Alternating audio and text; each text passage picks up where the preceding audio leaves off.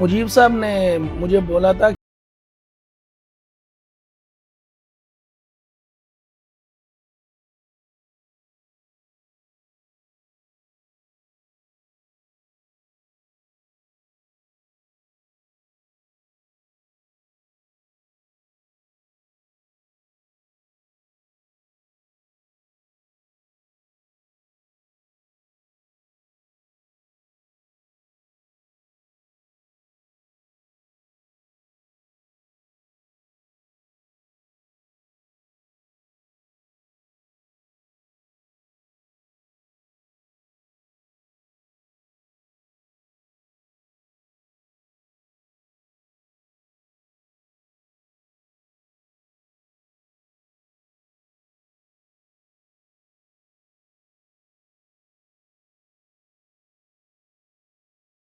कि हम यहाँ पे 3 सुराख बनाते हैं,